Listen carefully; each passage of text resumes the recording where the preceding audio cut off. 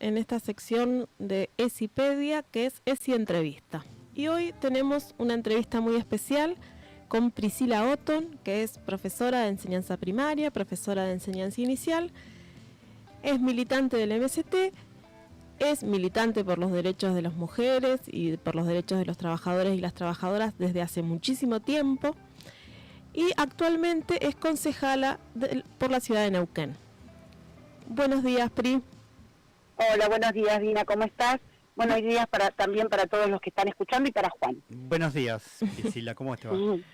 Bueno, en realidad te convoqué para un tema no muy feliz a raíz del femicidio de Cintia Lagos de Junín de los Andes por su pareja Reinaldo Esteban Morales, que era un perteneciente al ejército argentino, quien aparentemente tras las investigaciones asesinó a su mujer y después se suicidó.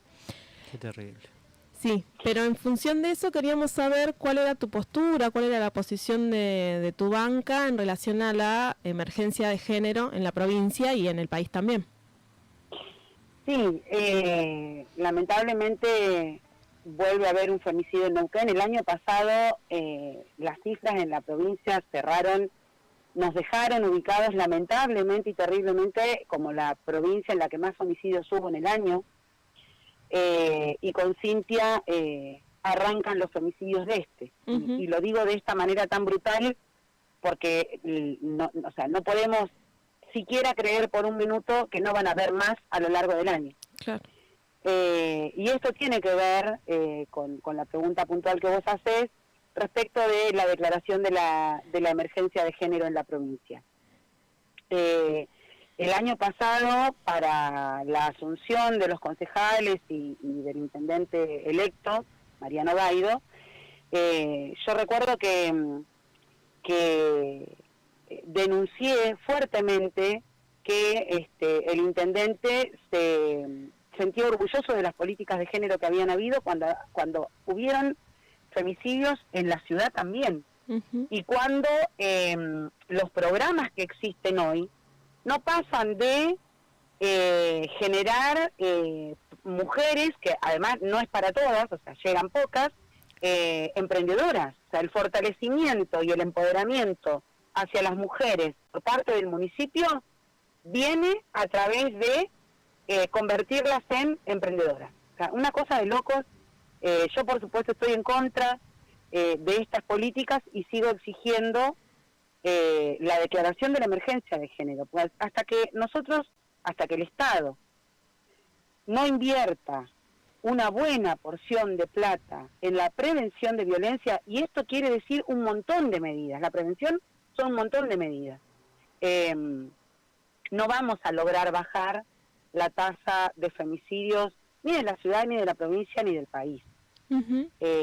Y cuando me refiero a medidas concretas que tienen que ver con una inversión de dinero, porque sin dinero no se pueden hacer, me estoy refiriendo en principio a tener los hogares que hacen falta, los refugios que hacen falta en la ciudad, para poder asistir y darles un lugar donde quedarse a las mujeres que denuncian situaciones de violencia, que terminan con internaciones en los hospitales, porque son molidas a palos, porque son ya intentos de femicidios de los cuales zafan, pero tienen que volver a su hogar porque no tienen dónde irse. Sí, lo importante es que estos refugios además sean secretos, que no sean Vox Populi, que todos sepamos dónde están. Exactamente, pero tal cual, Dina, en la ciudad hay dos. Uno que parece que es Superbit, que es la casa, no me voy a acordar el nombre ahora, pero es una casa a la que, digamos, tiene aire acondicionado, calefacción y qué sé yo, donde llevan programas para inscribir a mujeres, y el otro es el que está sobre calle Libertad, que es donde van efectivamente a vivir mujeres con sus hijos, y que tiene una plaza de 20, 30 personas, o sea, nada más que eso. Sí, la verdad que Y efectivamente nadie sabe, o sea, se arman redes y redes y redes de mujeres preguntando, me pasan un número de teléfono, ¿dónde puedo llamar? Tengo una vecina a la que está muriendo a palo, ya hizo la denuncia, tiene que volver a su casa, ¿a dónde puede ir? Porque efectivamente es como vos decís, nadie sabe dónde está. Entonces los hogares y los refugios se transforman en una de las primeras medidas que hay que hacer, por supuesto, dentro del plan de obras públicas que mencionó el intendente, y que ha mencionado el gobernador. No hay la construcción, no existe la construcción de un solo refugio nuevo. Poner plata implica poder asistir a las mujeres económicamente durante un tiempo, promoviendo dentro de las instituciones estatales que puedan tener un trabajo, que no puede ser, digamos, 40.000 pesos por mes durante 3 meses, porque con eso, y menos como está la situación hoy, no haces nada. Nada, una bolsita de compras, eso es todo lo que haces. Sí. Que implique la asistencia psicológica, porque, digamos, mucho hemos aprendido respecto del círculo de violencia y de la imposibilidad objetiva de salir de esos círculos de violencia sin ayuda, sin asistencia psicológica. Exacto. No hay asistencia psicológica para las mujeres. Entonces, hay una batería, bueno, y ni que hablar, que de esto vos sabés mucho más que yo incluso, de la ESI y de la formación en ESI de las docentes, que hoy la verdad es que queda librado a alguna capacitación que podamos encontrar por ahí, y después el resto no es que nos leemos la currícula de ESI para ver qué vamos a dar en la escuela, porque ¿sabés dónde está? Yo lo digo en forma de pregunta, pero sí, entiendo que debes tener incluso una opinión muy formada, pero creo que el problema mayor es que para dar ESI y la currícula de ESI que está establecida en la escuela, vos tenés que tener un fortalecimiento, un empoderamiento y una deconstrucción que es muy difícil llegar de manera individual.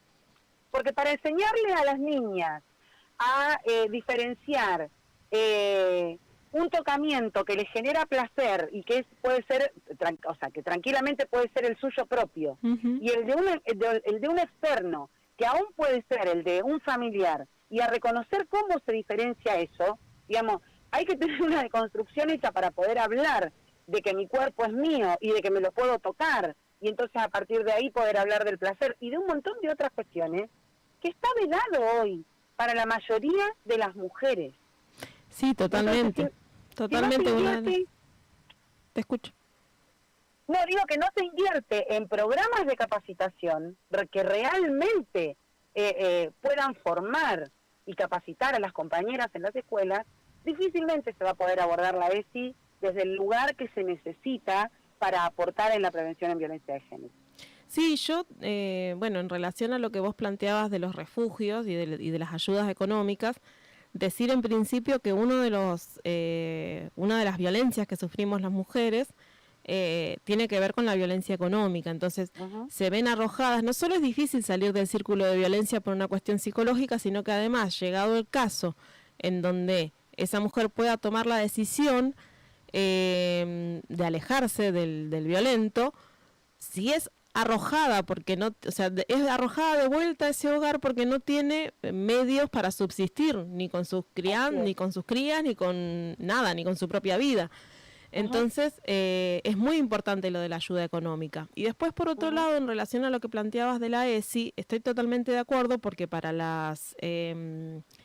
los estatales, por ejemplo, estuvo la capacitación en Ley Micaela, que igual tuvo una aplicación muy desigual y muy dependiendo la jurisdicción, pero para los docentes está los y las docentes está como, capacítense primero, fuera del horario de trabajo, que ya sabemos que las y los docentes necesitamos el doble turno lamentablemente porque no llegamos con un solo sueldo a fin de mes, entonces eso implica que estemos 10 horas fuera de nuestra casa y que después volvamos a lo que ya sabemos, corregir, etcétera, planificar, y encima capacitarnos extra horario laboral, con cursos que son pagados, que también te los da, digamos, no sabes tampoco quién te los da ni desde qué perspectiva te lo da, digamos, en cambio de tener una política de Estado con lineamientos claros, con una política clara, queda librado a la buena suerte de con quién te toques, si vas a capacitarte y si tenés la posibilidad económica y horaria de hacerlo.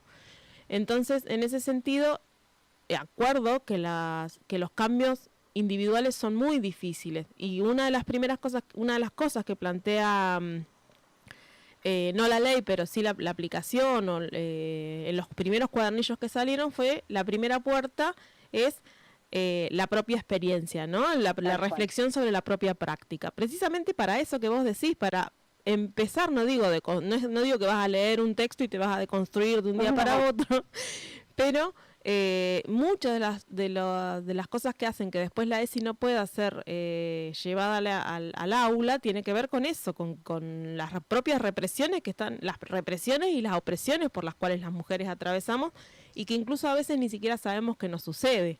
Así es. Bueno, y desde la banca, digamos, ¿cuáles serían o cuáles son los lineamientos de trabajo en relación a las mujeres? Bueno, esto que decías de las mujeres emprendedoras, yo lo escuché el otro día que decía, las mujeres somos emprendedoras, los hombres son empresarios. Tal cual. Sí, es muy perverso eso de decir, bueno, empodérate desde un emprendimiento cuando sabemos que está tan difícil el mercado, nada, cuando está difícil la calle, está difícil vender cualquier cosa, comprar cualquier cosa. Totalmente. Mira, nosotros el año pasado, desde la banca, presentamos un proyecto de comunicación, hago esta aclaración cortita. Uh-huh. Se pueden presentar proyectos de declaración, proyectos de comunicación y ordenanza, ¿verdad? Uh-huh. Las de comunicación siempre son para pedir informes o para pedir explicaciones, si se quiere. Uh-huh.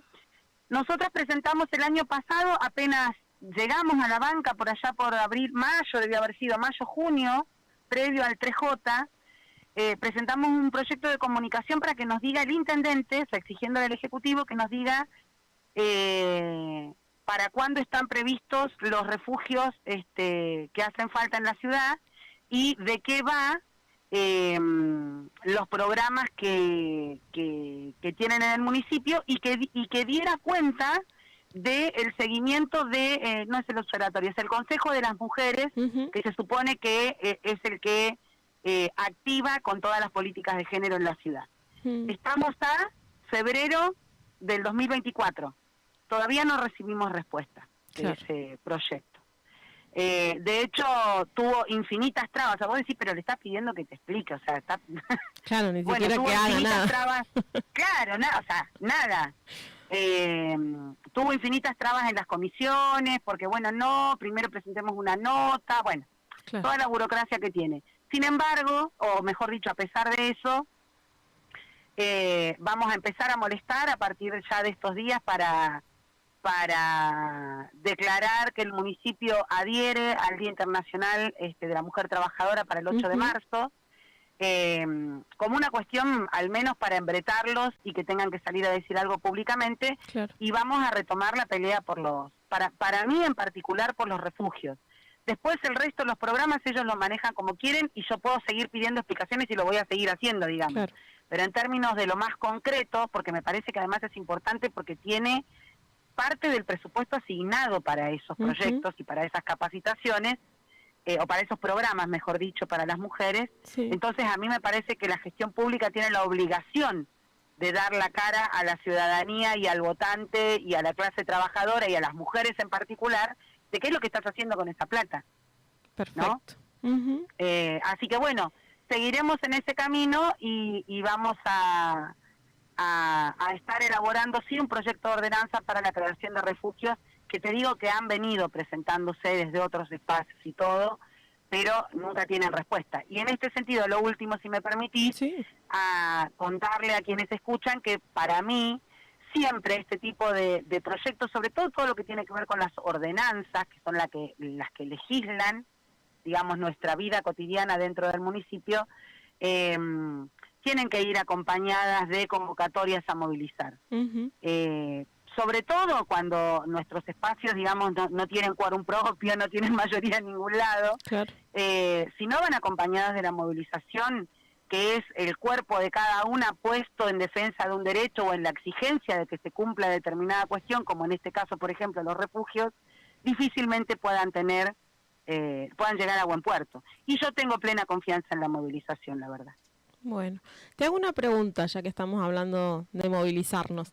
En tu rol de educadora y de militante sindical de hace muchísimos años, ¿Cómo ves este inicio de año? Ya digamos, sin hablar particularmente de las mujeres, más en general. Claro, sí, como trabajadores y trabajadoras de la educación. Complejo, muy complejo, o sea, ya viene siendo muy complejo desde enero, una cosa rarísima, tuvimos movilizaciones y paros en enero, yo creo que las estadísticas dicen que nunca se había visto una cosa así en el país, nunca en la historia del país.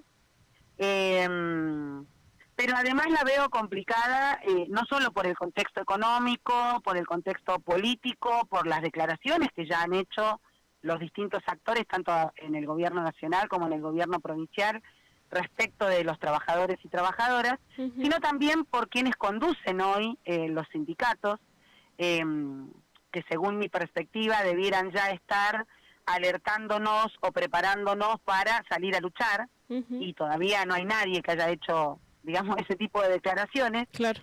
Incluso Quintriqueo, que es el secretario general de ATE, estuvo presente y fue explícitamente y públicamente agradecida su presencia por parte del intendente Mariano Gaido en la asunción del otro día, en la primera sesión del 14 de febrero. Entonces tenemos desde ese punto de vista el panorama bastante complicado. Ahora, si me permitís, yo creo que tenemos un aire importante que tenemos que aprovechar, que es el haber sido parte, los que nos movilizamos, los que de alguna manera dijimos que había que salir a enfrentar la ley ómnibus y el protocolo antipiquetes represivo de Patricia Bullrich y de Milei.